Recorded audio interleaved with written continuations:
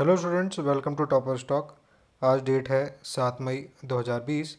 आज हम इस वीडियो में डिस्कस करेंगे कि आपके सभी एग्ज़ाम्स में करंट अफेयर्स से रिलेटेड इस डेट से कौन कौन से क्वेश्चंस आ सकते हैं। तो आप अपने पेपर पेन ऑन कर लीजिए और जो भी इम्पोर्टेंट फैक्ट्स आते हैं आप उन्हें नोट डाउन करते चलिए। पहले नंबर पे आपकी अपडेट है, अमेरिकी राष्ट्रपति द्वारा हाल ही में अंतर्राष्ट्रीय पुनर्निर्माण और विकास बैंक IBRD में अमेरिका के प्रतिनिधित्व करने हेतु किसे नामित किया गया है? मनीषा सिंह, सरिता कोमिता रेड्डी, अशोक माइकल पिंटो या जवाहर श्रीधर। आपका राइट ऑप्शन है अशोक माइकल पिंटो। देखिए, हाल ही में डोनाल्ड ट्रंप जो कि अमेरिकी राष्ट्रपति हैं, उन्होंने भारतीय मूल के अशोक माइकल पिंटो को IBRD में अमेरिका के रिप्रेजेंटेटिव के तौर पे नामित किया है। देखिए, बात आई है IBRD की, तो IBRD की फुल फॉर्म होती है international bank for reconstruction and development. स्थापना हुई थी 1944 में, मुख्यालय है वाशिंगटन DC USA में। ठीक है, अब IBRD का काम क्या है? जो वर्ल्ड बैंक में लिस्टेड जो भी संस्थाएं होती देश होते हैं, उन देशों को यह संस्था ऋण प्रदान करती है। इसलिए आप इस क्वेश्चन में से इतना याद रखेंगे। आपकी नेक्स्ट अपडेट है, कौन सा राज्य अपने निवासियों को मुफ्त और कैशलेस बीमा सुरक्षा देने वाला भारत का पहला राज्य बना है? महाराष्ट्र, कर्नाटक, केरल या दिल्ली? देखिए, इसका राइट ऑप्शन है महाराष्ट्र। महाराष्ट्र के स्वास्थ्य मंत्री हैं राजेश टोपे। उन्होंने हाल ही में यह ऐलान किया है कि राज्य सरकार सभी नागरिकों को सरकार की हेल्थ स्कीम का लाभ देगी और अपने लोगों को मुफ्त और कैशलेस बीमा सुरक्षा भी प्रदान करेगी। बात आई है महाराष्ट्र की, तो देखिए, महाराष्ट्र की राजधानी है मुंबई और CM है उद्धव ठाकरे और राज्यपाल हैं भगत सिंह कोश्यारी। इतना आप इस क्वेश्चन में से याद रखेंगे। आज की आपकी नेक्स्ट अपडेट है, भारतीय नागरिकों को विदेशों से भारत लाने हेतु भारतीय नौसेना द्वारा शुरू किए गए अभियान का नाम क्या है? आपके ऑप्शन हैं माध्यमम, समुद्र सेतु, सागर यात्रा या कोव यात्रा। देखिए, कोरोना महामारी के चलते सभी नागरिक अपने अपने देश की तरफ जा रहे हैं। उसी तारतम्य में भारतीय नौसेना द्वारा और भारतीय वायुसेना के द्वारा दो अलग अलग अभियान चलाए गए हैं। भारतीय नौसेना की ओर से जो अभियान चलाया गया है उसका नाम है समुद्र सेतु, और भारतीय वायुसेना के द्वारा जो अभियान चलाया जा रहा है उसका नाम है वंदे भारत अभियान। तो इसमें मालदीव गणराज्य से भारतीय नागरिकों को लाने हेतु दो जो जहाज़ तैनात किए गए हैं उनका नाम है INS जलश्व और INS मगर। ठीक है, कल से 8 मई 2020 से भारतीय नागरिकों की निकासी का अभियान भारत बड़े पैमाने पर शुरू करेगा और मालदीव से जो भारतीय नागरिक भारत लाए जाएंगे उन्हें कोचीन बंदरगाह तक लाया जाएगा। इतना आपको इस क्वेश्चन में से याद रखना है। आपकी नेक्स्ट अपडेट है, किस राज्य सरकार द्वारा हाल ही में लोक स्वास्थ्य एवं महामारी रोग नियंत्रण अध्यादेश 2020 लाया गया है? आपका आंसर क्वेश्चन माफ़ कीजिएगा, आपके ऑप्शंस हैं बिहार, केरल, उत्तर प्रदेश या गुजरात। देखिए, उत्तर प्रदेश सरकार द्वारा हाल ही में लोक स्वास्थ्य एवं महामारी रोग नियंत्रण अध्यादेश 2020 लाया गया है। इसमें सभी स्वास्थ्य कर्मियों, पैरामेडिकल स्टाफ, पुलिसकर्मियों या जो भी कोरोना वॉरियर्स हैं, फ्रंटलाइन वर्कर्स हैं, उनके ऊपर कोई भी अभद्र टिप्पणी करने पर, आइसोलेशन नियम तोड़ने पर, थूकने पर, गंदगी करने पर, क्वारंटीन का उल्लंघन करने पर इत्यादि चीज़ों को दंडनीय बनाया गया है और जुर्माना भी उसमें लगाया गया है। इसमें सरकार ने अलग अलग सजाएं तय की हैं और अलग अलग जुर्माना तय किया है, जो कि 10,000 रुपये से लेके 5 लाख तक का जुर्माना और 1 महीने से लेके साल भर, 2 साल, 5 साल तक की सजाएं भी सरकार ने इसमें निर्धारित की है। इतना आप इस प्रश्न में से याद रखेंगे। आपकी नेक्स्ट अपडेट है, कोविड-19 से संबंधित ड्रोन के लिए सरकारी एजेंसियों को तेज़ी से छूट देने के लिए कौन सा पोर्टल लॉन्च किया गया है? गरुड़, वायुपुत्र, पवन हंस या ड्रोन? देखिए, गरुड़ इसका राइट ऑप्शन है। देखिए, क्या होता है कि जब भी आप कोई ड्रोन लेते हैं या कोई भी व्यक्ति ड्रोन लेता है, कोई भी संस्था या व्यक्ति, उन्हें DGCA जो कि directorate of general of civil aviation होता है, उनसे ऑनलाइन इसकी परमिशन लेनी होती है उसे उड़ाने की। देखिए, कई राज्य सरकारें कोरोना महामारी के चलते ड्रोन का काफ़ी मात्रा में यूज़ कर रही हैं। एक तो भीड़ जमा ना हो इसकी निगरानी करने के लिए उसका उपयोग किया जा रहा है। साथ ही में पूरे इलाके को कई बार सैनिटाइज करने के लिए भी ड्रोन का उपयोग किया जा रहा है।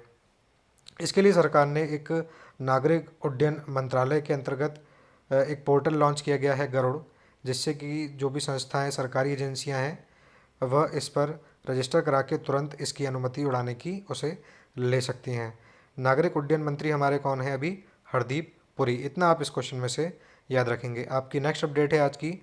हाल ही में देश की सबसे बड़ी तेल company Indian oil corporation IOC के चेयरमैन कौन बनाए गए हैं? सुशील दोषी, धर्मेंद्र आचार्य, श्रीकांत माधव वैद्य या अरविंद कुमार पनगड़िया। देखिए, इसका राइट ऑप्शन है श्रीकांत माधव वैद्य। जो इंडियन ऑयल कॉरपोरेशन है वो भारत में फॉर्च्यून 500 की सूची में भी आती है और अभी हाल ही में इसके चेयरमैन श्रीकांत माधव वैद्य को बनाया गया है। ठीक है, अब देखिए आईओसी की स्थापना कब हुई थी? 1959 में, और इसका हेडक्वार्टर है दिल्ली। इतना आप इस क्वेश्चन में से याद रखेंगे।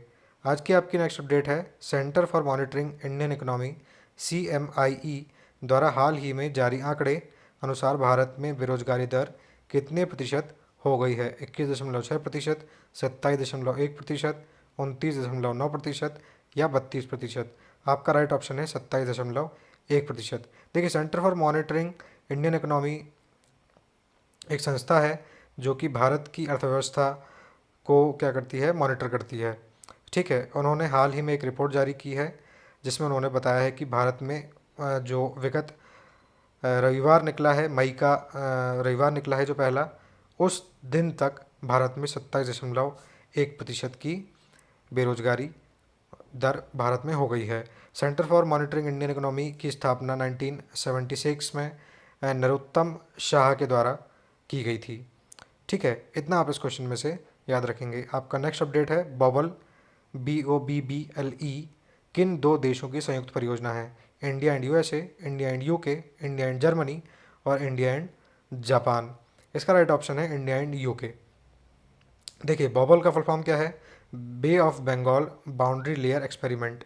ठीक है, तो जो बंगाल की खाड़ी है उसमें क्या करना है? मानसून की प्रणाली पर उष्णकटिबंधीय जो चक्रवात आते हैं और मौसम संबंधी पूर्वानुमानों की सटीक भविष्यवाणी के लिए ये दोनों कंट्रीज़ मिलकर एक क्या बना रही हैं? ब्लूप्रिंट तैयार कर रही हैं, जिसमें कि भारत से भारतीय विज्ञान संस्थान और UK से यूनिवर्सिटी ऑफ इंग्लिया शामिल है।